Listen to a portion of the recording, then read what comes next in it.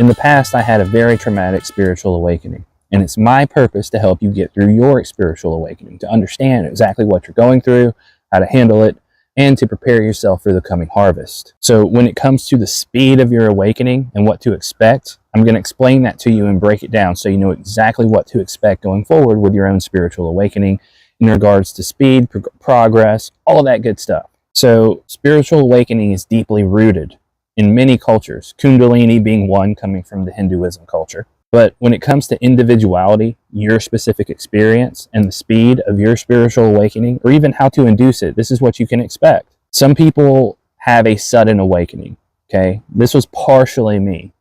When I went through mine, it was due to a business failure. My wife had a pulmonary embolism, almost died. COVID happened. She had cancer, almost died again, went through treatment. My business failed. It was awful. And that ultimately is what woke me up. So it's oftentimes traumatic events, whether it be something like that, financial, business related, a cataclysm, or it could be a sickness, a near-death experience, a loss of loved ones, maybe an actual weather-related cataclysm, like your home got hit by a hurricane or a tornado, whatever it may be. That's very common. Sometimes meditation and psychedelic drugs can do this for you as well. If you're not meditating, I highly recommend it. In fact, here's a link. Go back, click that link above, and it will take you to my meditation instruction exercises based upon Rudolf Steiner's meditation instruction. But more commonly, spiritual awakening, Kundalini awakening happens more gradually. Now, this was me as well. When I was 8 in 1992, I experienced plasma orbs. In 2004, when I was 21 or so, me and my best friend had a purple UAP appear over us. It was triangular. It was about 30 feet overhead. No sound, no movement, no wind, nothing. And it materialized there. Then it followed us for a bit, and then we had a loss of time. And then once I really hit my spiritual awakening after the trauma happened, I started experiencing plasma orbs nearly every week.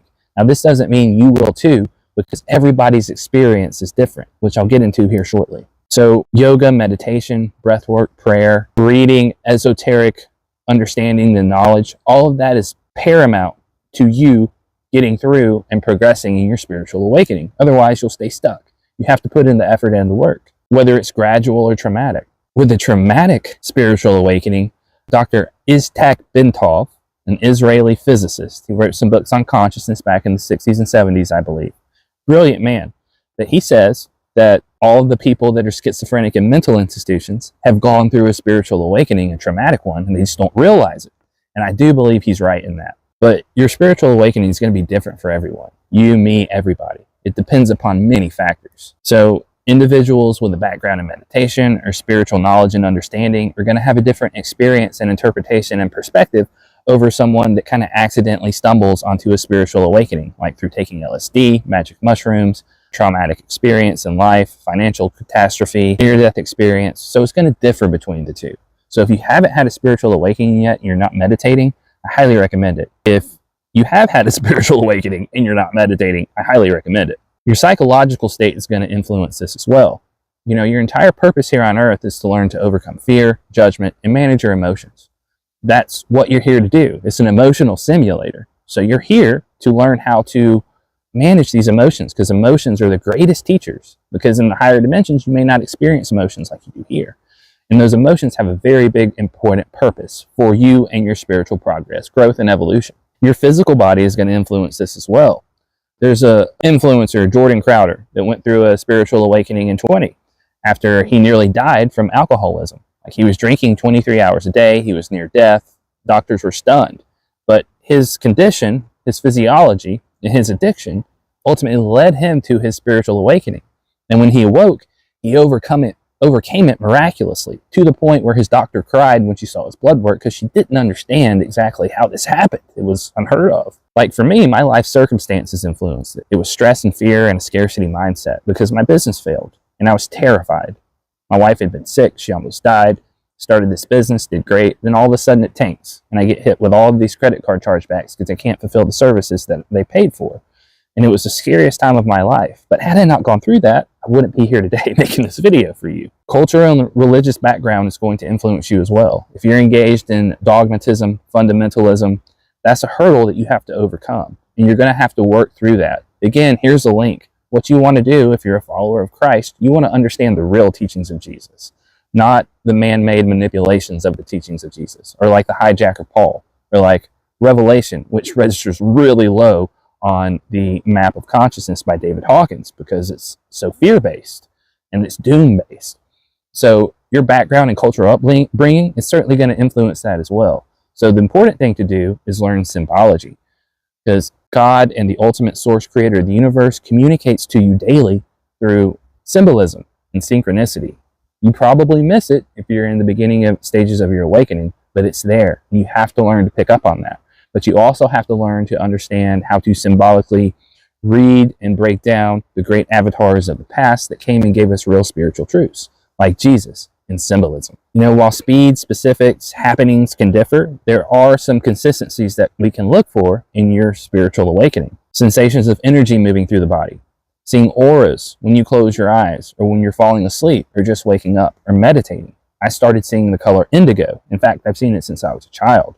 When I was in high school and I took college, and I took a psychedelic drug one time, I saw the purple orb on the wall. And it's something I see now in all of my meditations. In fact, here's another link to my quantum hypnosis past life regression. And I found that purple orb that I see my entire life actually came from a past life. And that past life regression helped me figure it out. So doing things like that, past life regressions, hypnosis, can help you uncover truths about yourself and your past, help you overcome any karma from past lives that will facilitate and help progress your spiritual awakening. You may experience intense hot or cold, feelings like that. You may experience spontaneous movements or poses.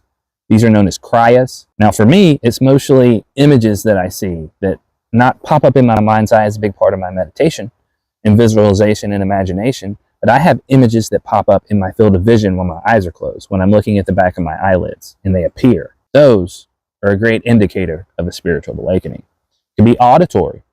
You may hear that still small voice that the Bible talks about. Well, how do you hear that? What is it? Well, it's when you quiet your mind through meditation, then you can hear that voice.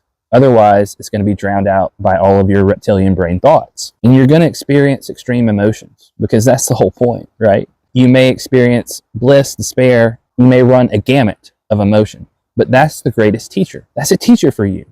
Obstacles, hardship, cataclysm, personal cataclysm, catastrophe financially, or with your health, or a loved one, whatever it may be. Those are your teachers.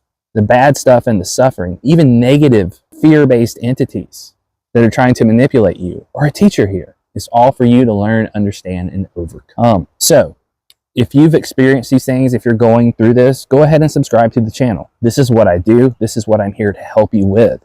I'm here to provide as much value as possible to whomever out there is called and finds me. Those who seek. And I'm a seeker as well. But I hope this video helped you. Go back and look through my other content. Subscribe, hit the ringy bell so that you know when you get a new video, because this is what I do. This is what my content is based on. And remember, use these past works that I've already posted. It will help you. Peace out. Have a wonderful day. Love you guys.